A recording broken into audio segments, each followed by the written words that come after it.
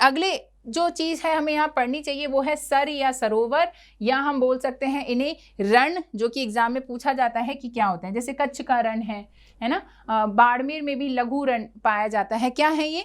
Basically जो ये अनुदैर्ध्य या अनुप्रस्थ बालुका स्तूप होते हैं, इनके बीच में कहीं पर जहाँ निम्न भूमि होती है, ठीक है, यानी नीची जमीन होती है, वहां पर कभी कभी मान लो वर्षा हो गई इस क्षेत्र में तो उसका जल भर जाता है, और इस कारण यहाँ पे अल्पकालिक झीलें बन जाती है, यानी कुछ समय के लिए टेम्परेरी लेक्स बन जाती हैं, जिनको कि जनरली यूएसए में क्या कहा जाता है? यूएसए में इनको कहा जाता है प्लाया। इनको यूएसए में क्या कहते हैं? प्लाया कहते हैं। और राजस्थान में इनको स्थानीय रूप से रन कहा जाता है, या कहीं कहीं इनको ढांड भी कहते हैं, ठीक है।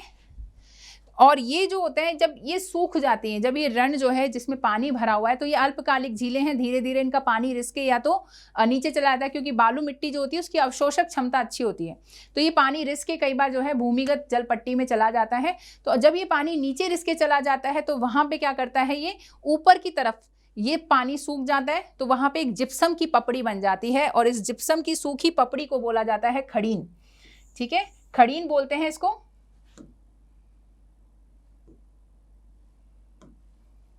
और ये जो खड़ीन होती हैं ये क्या होती हैं? ये जनरली परंपरागत जल स्रोत के रूप में इस्तेमाल की जाती हैं। कहाँ पर इनको इस्तेमाल करते हैं परंपरागत जल स्रोत के रूप में?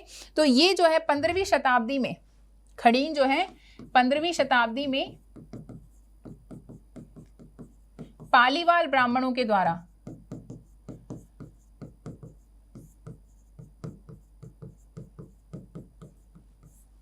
इनको जैसलमेर में थे, जैसलमेर में इनका इस्तेमाल किया गया था परंपरागत जल स्रोत के रूप में। इनके चारों ओर बाड़ाबंदी कर दी जाती थी, इस पानी को रोक लिया जाता था, और जहाँ पे ये पपड़ी मतलब जिप्सम की पपड़ी जमी हुई है, यानी वहाँ पे कभी पानी जमा था, यानी कि नीचे एक भूमिगत जल पट्टी में हमें पानी मिलेगा तो यहाँ से पानी निकाल लिया जाता था। तो परंपरागत जल स्रोत के रूप में इनका इस्तेमाल किया जाता था। फिर हम बात करें रण क्या होते हैं, एक बार देख लेते हैं। मरुस्थलीय प्रदेशों में बालुका स्तूपों के मध्य निम्न भूमि में वर्षा का जल संग्रहित हो जाता है, जिससे बनी अल्पकालिक झीलें क्या कहलाती हैं? रण कहलाती हैं। खड़ीन क्या होता है? मरुस्थलीय प्रदेशों में अल्पकालिक झीलें जब सूख जाती हैं तो सूखने के बाद उसके ऊपर जमा पपड़ी नुमा स्थलाकृति खड़ीन कहलाती है। खड़ीन कहाँ मिलते हैं? जैसलमेर के पालीवाल ब्राह्मणों का एक परंपरागत जल स्रोत था। कब? 15वीं शताब्दी में। और इसके अलावा ये जो पपड़ी जमती है यहाँ पर, वो किसकी होती है? ये पपड़ी होती है किसकी? अभी अभी हमने बताया था, जिप्सम की पपड़ी होती है,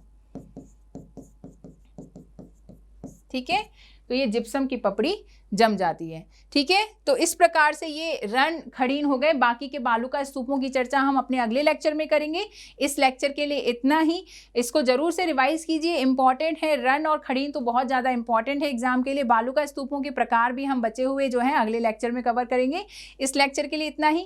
thank you very much. Bye bye.